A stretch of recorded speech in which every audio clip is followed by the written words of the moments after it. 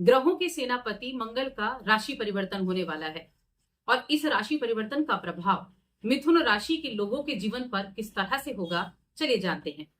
जय माता दी दोस्तों, आप सभी का स्वागत है हमारे YouTube channel astrology by Amrita में। देखिए, मंगल को क्रूर ग्रह की संज्ञा दी गई है।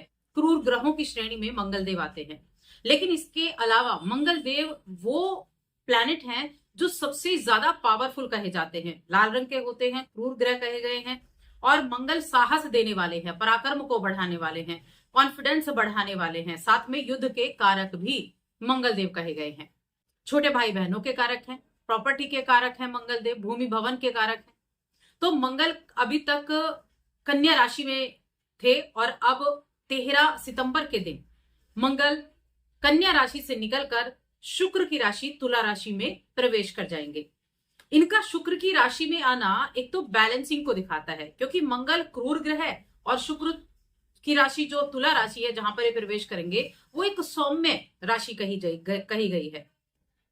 तो ये जो एक कॉम्बिनेशन होगा जहां पर एक बैलेंस बनाना बहुत जरूरी है। यहाँ ये मिथुन राशि के लोगों के जीवन पर कैसे रिजल्ट देंगे, तो देखिए, जब हम मिथुन राशि की बात करते हैं तो मिथुन राशि के लोगों के लिए मंगल देव उनके छठे घर के स्वामी हैं और 11वें घर के स्वामी हैं, जिसको इनकम का हाउस कहते हैं, जिसको हम इनकम का हाउस कहते हैं। अब यहाँ इन दो घरों के स्वामी होकर मंगल आपके पंचम भाव में यानी कि त्रिकोण भाव में प्रवेश करेंगे। अब एक तो छठा भाव एक्टिव हुआ, एक आपका 11वां भाव एक्टिव हुआ और पंचम में आए हैं पंचम एक्टिव हुआ।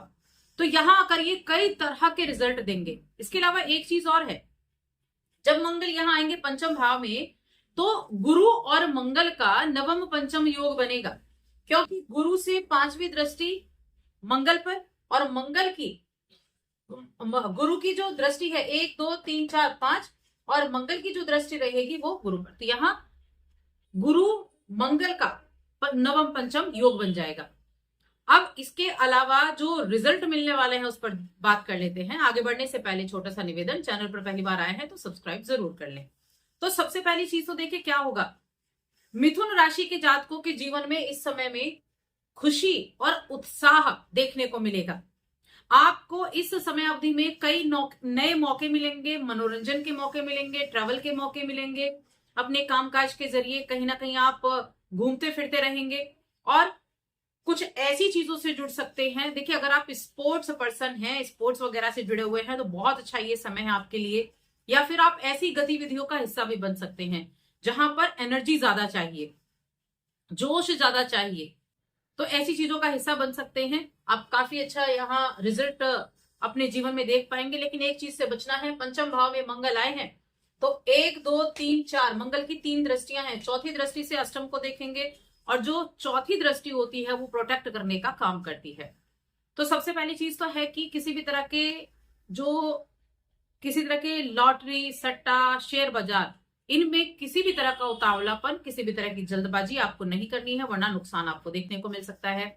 इसीलिए जो भी डिसीजन लेंगे ऐसी चीजों में, वहां आपको बहुत अच्छे से डिसीजन लेना होगा, सोच समझकर आपको कार्य करना हो। शेयर मार्केट में इन्वेस्टमेंट करना है तो बहुत सोच समझकर आपको करना है, वरना नुकसान हो सकता है। तो चौथी दृष्टि से अष्टम भाव को नियंत्रित करेंगे तो क्या होगा, कुछ अचानक से बदलाव देखने को मिल सकते हैं, अचानक से चीजें बदल सकती हैं आपके। अब यहाँ 7वीं दृष्टि गई 11वें पर और 8वीं दृष्टि गई 12वें पर।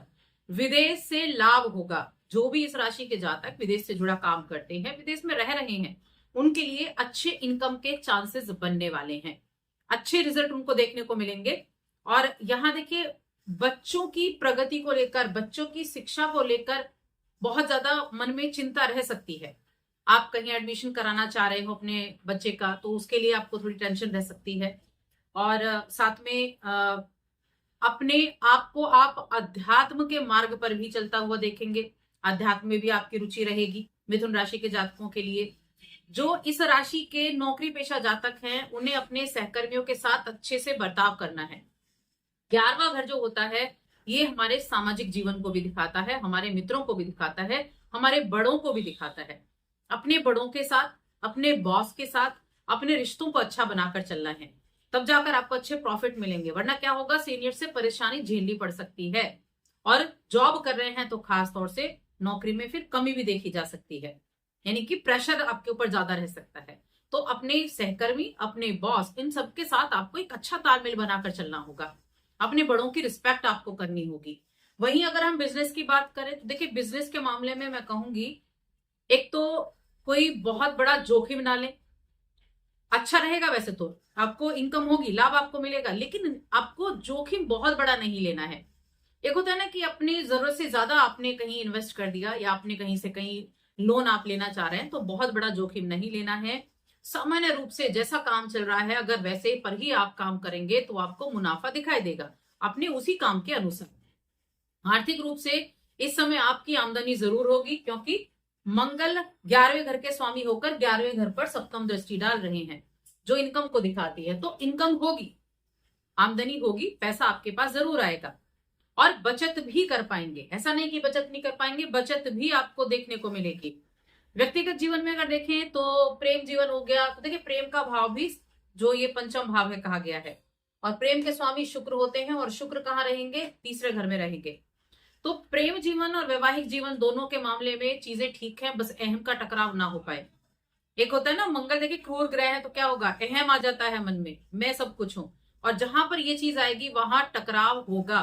तो इस अहम को थोड़ा सा नीचे रखना है, प्रेम पूर्ण आपको बातें करनी है, प्रेम पूर्ण आपको अपने परिवार के साथ, अपने फैमिली के साथ पल बिताने हैं, ताकि आप समझदारी से जितना अधिक पेश आएंगे उतना ज्यादा अपने रिश्तों को मजबूत भी कर पाएंगे।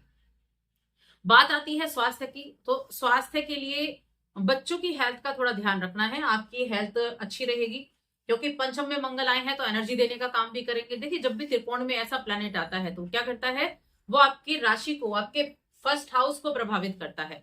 एनर्जी होगी, पराक्रम बढ़ेगा, कुछ भी कर गुजरने की हिम्मत रहेगी।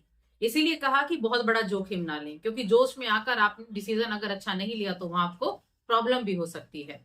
तो ये चीजें आपके लिए इस समय अवधि में रहने वाली हैं। इसके अलावा देखिए, धर्म कर्म में आपकी रुचि रहेगी, और सप्तम के स्वामी आपके थर्ड हाउस में रहेंगे। थोड़ा ट्रेवल भी कर सकते हैं आप, अपने फैमिली के साथ आपका ट्रेवल भी रहेगा।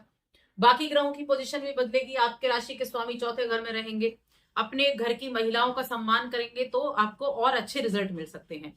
घर की महिलाएं हो गई, उनका सम्मान करना, समय पर उनको कुछ ना कुछ उपहार जरूर देते रहना, ये आपके लिए अच्छा रहेगा। अब उपाय क्या कर सकते हैं, उपाय के तौर पर एक तो ओम नमो भगवते वासुदेवाय नमः, इस मंत्र का जप करें। ये मंत्र बहुत ज्यादा उत्तम है आपकी राशि के लिए। दूसरा, आप किसी भी मंगलवार के दिन रक्तदान या ब्लड डोनेट कर सकते हैं। तो बस आज की इस वीडियो में इतना ही। वीडियो कैसी लगी कमेंट करके जरूर बताएं। जय माता दी।